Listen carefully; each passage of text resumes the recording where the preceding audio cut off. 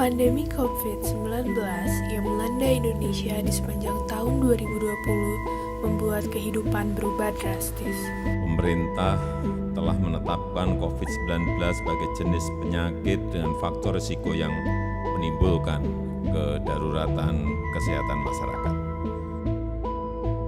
Pemerintah terpaksa melakukan kebijakan pembatasan sosial berskala besar atau disebut dengan PSBB pada kuartal ke-1 dan era new normal pada kuartal kedua di berbagai wilayah. Dan dalam rapat kabinet bahwa opsi yang kita pilih adalah pembatasan sosial berskala besar atau PSBB. Dan sampai dengan hari ini Jakarta masih berstatus PSBB. Upaya itu dilakukan demi terciptanya kondisi kesehatan yang aman dari COVID-19. Namun, akibat kebijakan tersebut, masalah yang baru muncul, yaitu krisis ekonomi.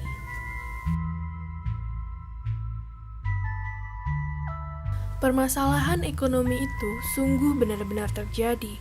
Toko banyak yang tutup, kebangkrutan menyebar di mana-mana, terutama UMKM-nya.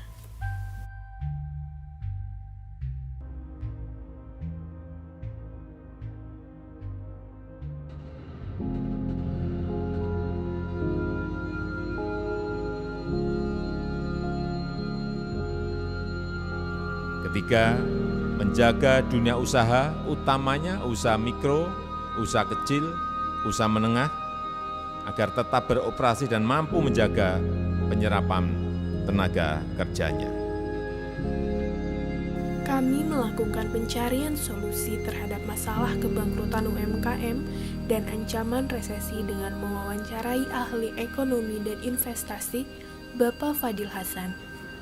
Kalau yang pertama itu yang terkait dengan UMKM, ya kan, memang kan dalam krisis yang diakibatkan oleh pandemi COVID-19 ini, sektor yang paling terkena itu UMKM. Kalau nggak salah kan berdasarkan survei dari ADB itu kan sekitar 82,sekian% ya.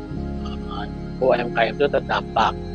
Kemudian ada setengah dari 82% itu yang mengalami penurunan, setengahnya lagi tutup, gitu kan. Dari sisi supply, dari sisi demand-nya itu sendiri memang tidak ada belum ada permintaan yang signifikan ya, itu. Jadi di satu sisi ya pasti pilihan masyarakat ya ketika terjadi krisis ekonomi itu adalah sektor UMKM, terlepas daripada sektor UMKM itu merupakan sektor yang terdampak itu paling signifikan ya. Tetapi ya apa, masa dia kan nggak bisa, masyarakat nggak bisa diam gitu kan. Kalau misalnya investasi di pasar modal seperti saham gitu kan, betul. Ya memang harus ditingkatkan saya kira kan. Dan sekarang ini ditingkatkan minat dan literasi kalangan muda itu ya. Walaupun mungkin kalau investasi di pasar modal itu kan sedikit banyak bukan, atau di pasar saham atau pasar keuangan ya, pasar utang gitu negara gitu, itu kan memerlukan satu kapital ya. Walaupun mungkin sekarang juga kan sudah ada yang namanya pupuk retail, ori retail gitu ya, di mana kalangan muda itu ya masyarakat itu bisa membeli dalam membeli obligasi pemerintah misalnya dalam jumlah yang ininya modal yang diperlukannya itu kan kecil gitu kan, kalau masalah 1 juta atau berapa gitu kan minimalnya itu kan. Nah ya itu menurut saya bisa saja, walaupun juga di sisi lain mungkin literasinya itu yang ditingkatkan, tapi mungkin kemampuannya untuk terjun secara langsung melakukan investasi itu juga masih terbatas kan. Bagaimana juga kan mereka kalau misalnya kalangan muda itu, kecuali yang udah bekerja ya, tapi yang baru lulus segala macam itu mungkin orientasinya itu masih apa namanya, berbeda lah ya. Prioritasnya itu kan mungkin mendapatkan pekerjaan atau melakukan usaha ya secara mandiri dan seterusnya. Dan itu jadi saya kira sekarang ini sebenarnya banyak peluang kesempatan ya dengan semakin terdiversifikasinya apa namanya portfolio investment di Indonesia ini ya, ada di pasar saham itu pasar modal, ada yang pasar keuangan gitu kan, ada di pasar obligasi ya negara dan seterusnya, dan itu dimungkinkan untuk berpartisipasi di situ karena sekarang sudah apa namanya model obligasinya pun juga tidak dalam jumlah yang harus besar gitu, tapi bisa yang retail itu gitu, ya. Kalau misalnya mau investasi di pasar modal itu kita harus tahu persis kapan membeli, kapan menjual gitu kan. Nah itu kan memerlukan satu pengetahuan, satu aspek makronya apa mikronya kan, perusahaan-perusahaan mana saja yang apa namanya memiliki kinerja yang baik ya, prospeknya juga seperti apa gitu kan, seperti itu. Nah ini memang satu literasi ini harus dikembangkan di kalangan pemuda, saya kira di kalangan inilah kaum muda lah gitu kan. Jadi nantinya itu sekarang ini kan memang di itu partisipasi masyarakat ya dalam kegiatan pasar modal itu masih sangat terbatas sekali ya. Jadi kalau di Amerika itu kan ya itu udah menjadi inilah, udah menjadi apa namanya ya, hal yang biasa lah ya kan, masyarakat awam itu terlibat lagi kan. Kalau di Indonesia ini kan mungkin baru berapa persen orang yang terlibat secara di pasar modal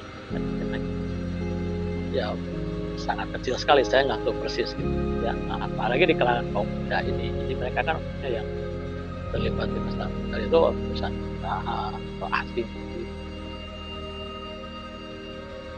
Menurut Pak Fadil Hasan, investasi menjadi solusi saat ini untuk menolong UMKM. Namun, apakah banyak masyarakat tahu apa itu investasi? Kami mengambil sampel masyarakat yang khususnya pemuda untuk diwawancarai mengenai investasi. Kalau investasi, ya saya pernah dengar. Pernah dengar. Sering. Pernah dengar. Jadi apa sih investasi menurut Kakak? Menurut saya investasi itu penanaman modal.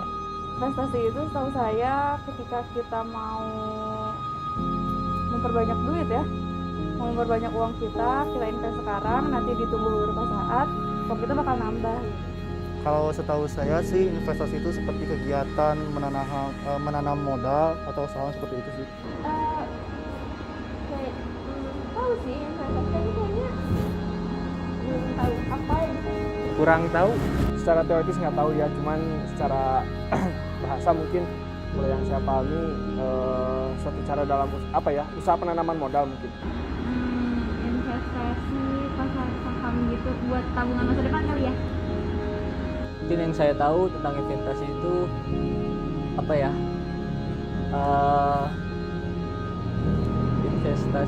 investasi ya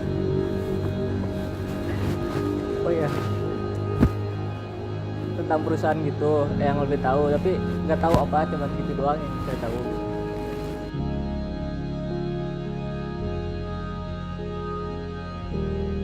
Belum Tahu sih kayak misalnya ada beberapa perusahaan ataupun bank itu kan bisa menanam investasi, bisa dari kelipatan 100.000 ataupun sampai ratusan juta.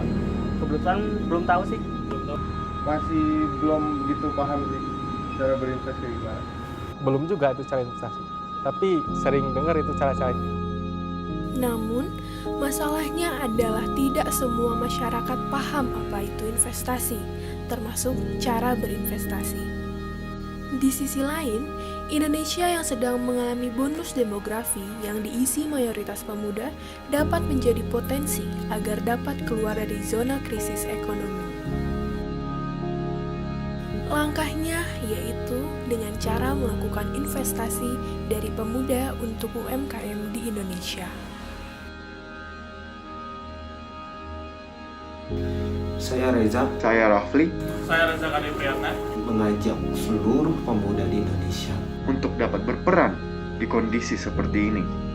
Mari sisihkan uang sakumu. Mari kita bertindak melalui genggaman smartphone. Mari kita mulai berinvestasi. Mari kita gunakan beragam platform fintech masa kini. Mari kita tunjukkan eksistensi kita saat ini. Mari investasi mulai sekarang. Dan jangan lupa mulai berinvestasi dari sekarang. Mari investasi mulai sekarang. Kampanye ajakan investasi ini kami dedikasikan untuk para pekerja yang di PHK, Para UMKM yang bangkrut. untuk ekonomi yang bangkit. Untuk ekonomi Indonesia bangkit.